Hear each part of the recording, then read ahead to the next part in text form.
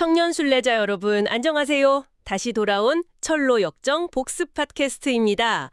와, 지난 시간에 그 험난한 고난의 언덕을 지나고 또 의심과 겁쟁이라는 두려움까지 이겨낸 크리스천이 드디어 아름다운 궁전 문 앞에 섰었죠. 네, 맞아요. 특히 그 쇠사슬에 묶인 2마리 사자를 통과하는 장면이 정말 인상적이었잖아요. 그렇죠. 겉보기엔 너무 두려운데 사실은 다 하나님의 통제 아래에 있는 시험이라는 거. 네, 그리고 또 문지기 파수꾼이 바로 들여보내주지 않고 이것저것 확인하는 모습도 남았고요. 맞아요.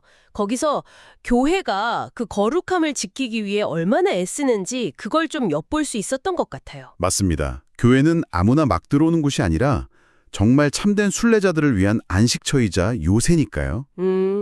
그런데 파수꾼의 확인만으로 끝나지가 않습니다. 그가 안으로 분별이라는 이름의 아가씨를 불러내죠. 아, 그렇죠.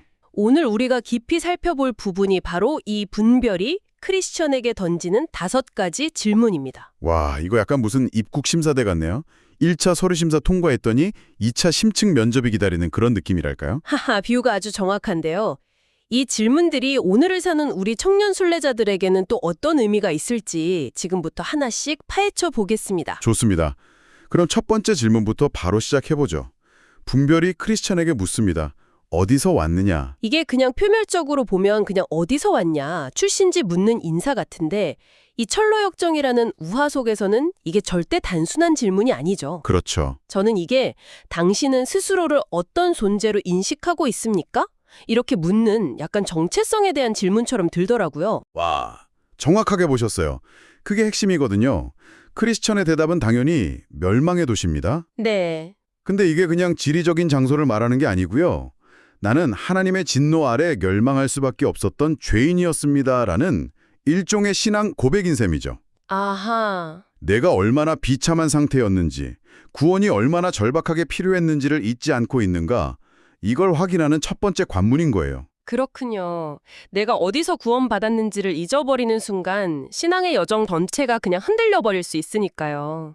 바로 그겁니다. 아, 그래서 바로 이어서 2번째 질문이 연결되는군요. 어디로 가느냐?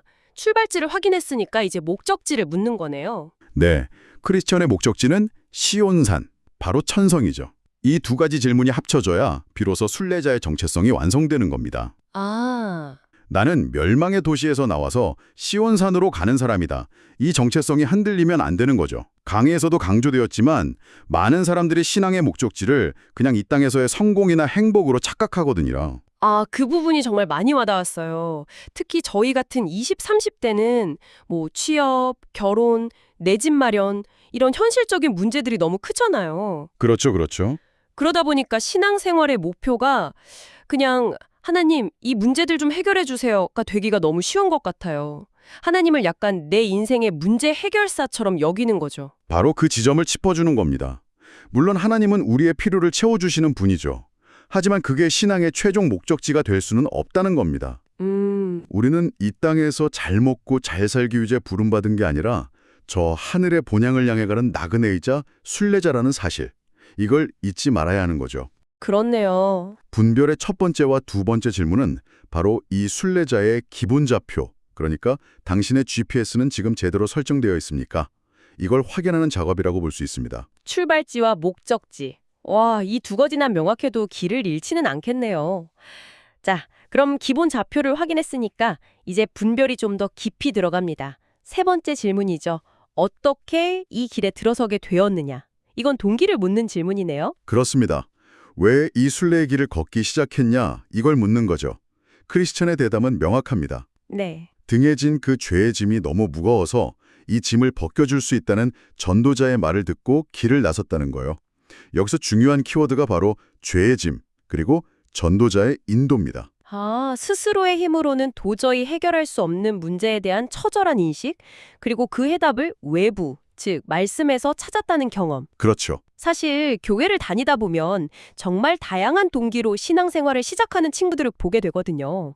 뭐 좋은 사람들 만나고 싶어서, 혹은 그냥 부모님이 다니시니까, 심지어는 이성 교제를 위해서 오는 경우도 있고요. 네, 그런 동기들이 신앙의 계기는 될 수 있겠죠.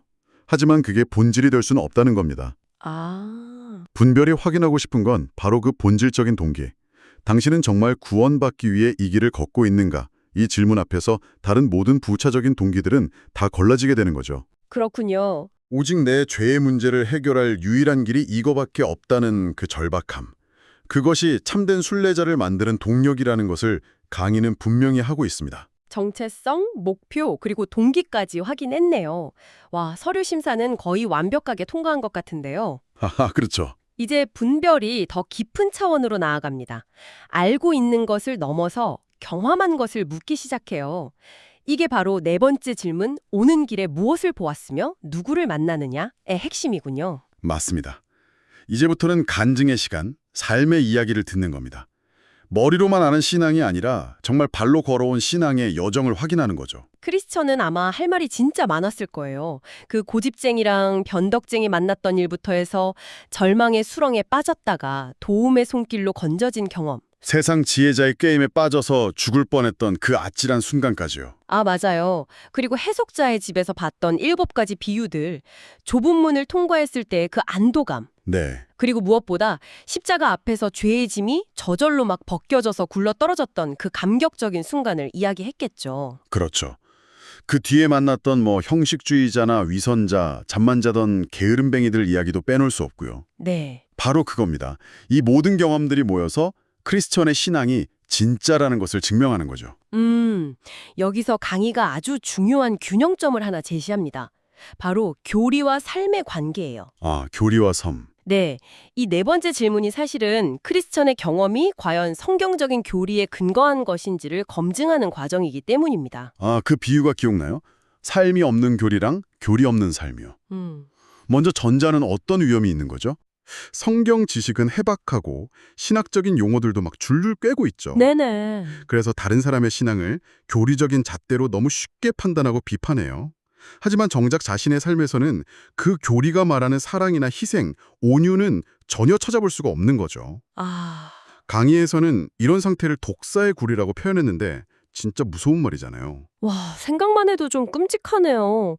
요즘 말로 하면 약간 온라인 신학자 같은 모습일 수도 있겠어요. 하하, 네, 그럴 수 있죠. 키보드로는 누구보다 거룩하고 정의로운데 실제 삶에서는 이웃에게 작은 친절 하나 베풀지 못하는 모습? 맞아요. 그럼 반대의 경우는 더 위험할 수도 있을 것 같아요. 교리 없는 삶. 훨씬 더 위험할 수 있습니다.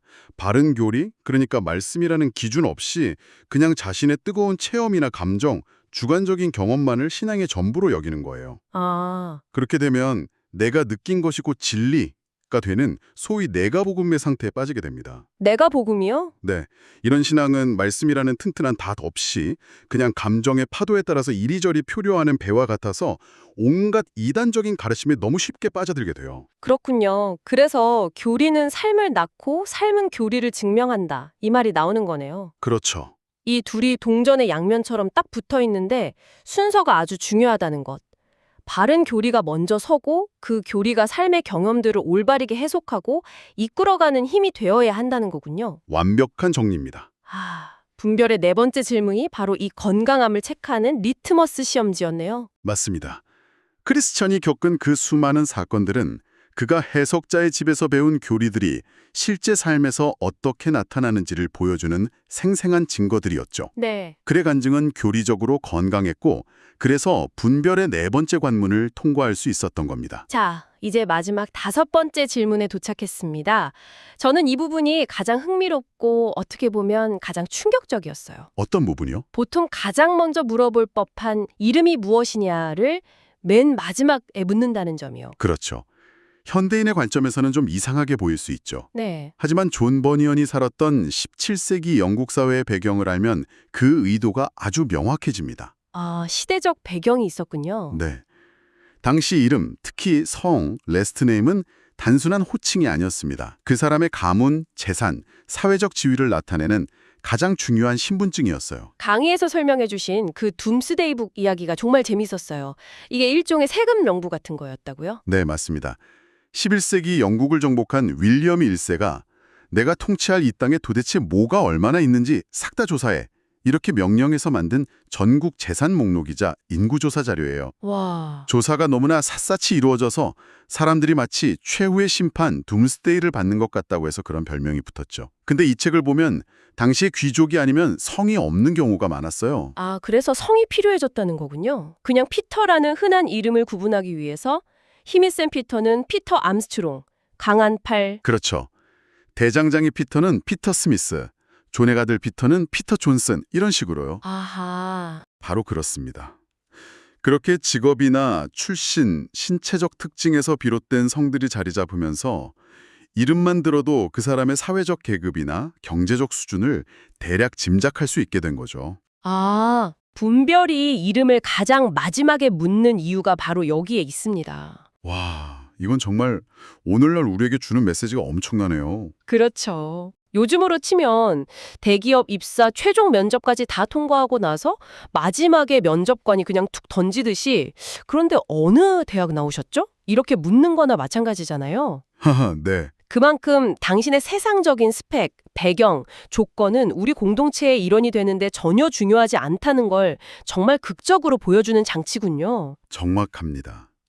교회 공동체, 즉 아름다운 궁전의 문턱을 넘는 데 필요한 자격은 오직 하나, 앞에서 확인했던 그 4가지 질문에 대한 진실한 대답뿐이라는 겁니다. 네. 당신이 어디서 와서 어디로 가는지, 왜 이 길을 걷는지, 그리고 당신의 삶이 그 믿음을 증명하는지, 이것만이 유일한 자격 조건이라는 거죠. 당신의 직업이 의사든 변호사든 혹은 아르바이트생이든 당신이 좋은 집에 살든 임대 아파트에 살든 그것은 전혀 고려 대상이 아니라는 것을 존 버녀는 분명히 하고 있습니다. 와, 복음 안에서는 모두가 평등하다는 그 원리가 이렇게 극적으로 표현될 수 있군요. 네, 사실 오늘날 교회 안에서도 은연중에 세상의 계급이 그대로 들어와 있을 때가 많잖아요. 사회적 지위가 높은 사람이 더 영향력을 갖고 헌금을 많이 내는 사람이 더 큰 목소리를 내는 그런 안타까운 모습들을 보기도 하고요. 버느녀는 바로 그런 교회의 세속화를 경계한 겁니다. 믿음이 같다면, 동일하게 십자가의 은혜를 체험했다면 우리는 그 어떤 세상의 잣대도 서로를 형제자매로 받아들여야 한다는 것. 네? 그것이 아름다운 궁전의 입국 심사 마지막 질문이 우리에게 가르쳐주는 교훈입니다. 오늘은 분별이 크리스천에게 던진 5가지 질문을 통해서 우리 자신을 깊이 돌아보는 시간을 가졌습니다. 나의 출발지와 목적지는 명확한가? 나의 동기는 순수한가? 나의 신앙은 말씀과 삶의 균형을 이루고 있는가? 그리고 나는 세상의 기준으로 사람을 판단하고 있지는 않은가? 이 질문들 앞에 우리 청년 순례자 여러분은 어떻게 대답하시겠습니까? 이 질문들은 단지 교회에 처음 들어갈 때만 필요한 게 아니죠. 우리가 순례의 여정을 걷는 내내 어쩌면 매일 아침 거울 앞에서 스스로에게 던져야 할 그런 질문들입니다. 아, 이 질문들 앞에서 늘 떳떳하게 대답할 수 있을 때 우리는 비로소 교회의 합당한 구성원으로 또 서로에게 힘이 되는 동료 순례자로 바로 설 수 있을 겁니다. 그러고 보니 이 모든 질문을 통과한 크리스천은 이제 혼자가 아니라 아름다운 궁전이라는 공동체 안으로 들어가게 되네요. 그렇죠? 그곳에서 다른 믿음의 사람들과 교제하면서 힘을 얻고 다음 여정을 준비하겠죠. 그렇다면 이 질문들에 대한 답을 가진 우리는 교회라는 공동체 안에서 서로에게 어떤 분별의 역할을 해주어야 할까요? 서로를 판단하고 정죄하는 그런 날카로운 심사관이 아니라 서로의 신앙을 점검해주고 격려하면서 함께 길을 걸어가는 따뜻한 안내자가 되어 주어야 하지 않을까요? 이 질문을 마음에 품고 다음 시간을 기다려보는 건 어떨까 싶습니다. 다음 시간에 뵙겠습니다.